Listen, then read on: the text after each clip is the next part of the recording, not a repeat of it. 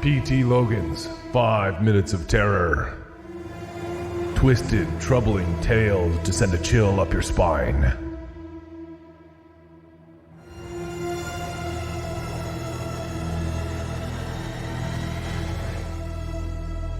The Old Oak Tree.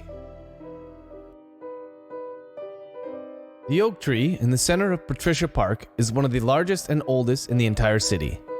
It has a diameter of more than 5 feet and has a trunk made of thick chunks of bark. Rumor has it that it's hundreds of years old. Every morning, the tree is the first to feel the sun's rays, and every evening, it is the last to see it dip below the horizon. To Zoe, it is even more than an impressive piece of Mother Nature. She's always been drawn to it. While her brothers would spend their time in the park, using the slides, the swings, and playing in the sand, Zoe would sit by the tree. She would put her hand on the bark, feel the hard surface, breathe in the rich air that surrounded it. And in a way, it spoke to her. But it wasn't until today, on her 13th birthday, while Zoe and her family were celebrating in Patricia Park, that the tree actually spoke to her. "Free me," the voice said. The sound, which was coming from the tree, was carried on the wind like an airy whisper. "Zoe, it's time. Free me." Zoe, who was in the process of eating her slice of cake when the voice reached her, turned to her father. Did you hear that?" Her dad glanced at her, a curious expression on his face. "Hear what, hon?" Zoe shook her head. "Hear..." She stopped when the voice spoke again. "Free me, Zoe." The sound was definitely coming from the tree, as strange as that was. Hear that. Her dad looked around, his eyes eventually settling on Zoe's 3 brothers, who had since finished their cake and were now chasing each other around the park. "It's just your brothers mucking about again. Enjoy your cake." Zoe opened her mouth, but then closed it again. What she'd heard hadn't come from her brothers. It had come from the tree.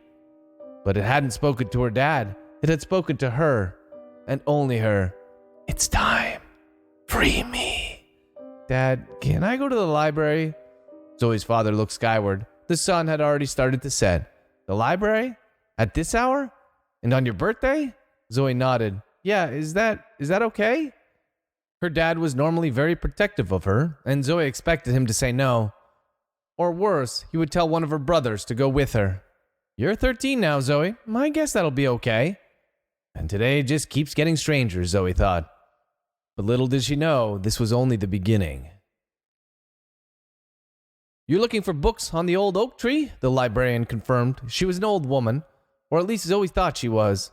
It was hard to tell because of the thick hood that cast her face in shadows, but her voice was young. "Yeah," Zoe said hesitantly. "I'm not sure if..." "We've been expecting you." "What? You have?" Instead of answering, the librarian reached beneath the counter. When she brought her hands up, she was holding a thick book. "Here, this is for you, Zoe." "Wait, how did you..."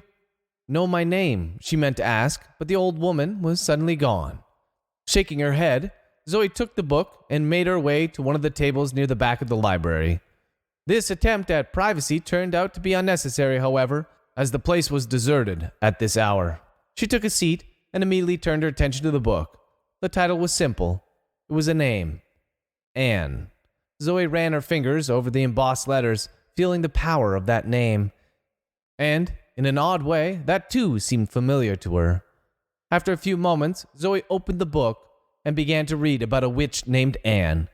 And when she was done, Zoe knew exactly why the tree had called out to her. The moon was high in the sky when Zoe finally left the library. She walked briskly, determined.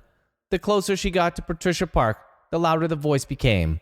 It was calling to her, and only to her. "It's time, Zoe. Free me." The voice got louder and louder until the sound seemed to fill her entire head. Zoe walked up to the tree and put her hand against it. Then she closed her eyes. In addition to the voice, she began to hear something else. Hear and feel. The tree had a heartbeat. "Free me," the voice whispered. Zoe placed her cheek against the tree. "Yes, Anne, I will. I will free you." Eyes still closed, Zoe started to pick at the bark. When she'd come up with this idea, she thought that it would take hours to pick enough of it off. But it didn't. The bark came away in huge chunks, some as long as her arm, and the more she peeled, the louder the heartbeat became. When her tired and cracked fingers no longer felt the rough surface of bark, but instead something soft and warm, Zoe opened her eyes, and what she saw took her breath away. Inside the tree was a woman. She was naked, curled in a ball, and her eyes were closed. But when Zoe reached out and touched the woman's face, her eyes opened. "Hello, great-great-grandchild," Anne said. "I've been waiting for you." "Yes," Zoe whispered. "Yes, I know." And the witch started to smile. "Good. Now help me out of here, because we have work to do. We have to make those who put me here pay for what they've done." P.T. Logan's 5 Minutes of Terror. Twisted, troubling tales to send a chill up your spine.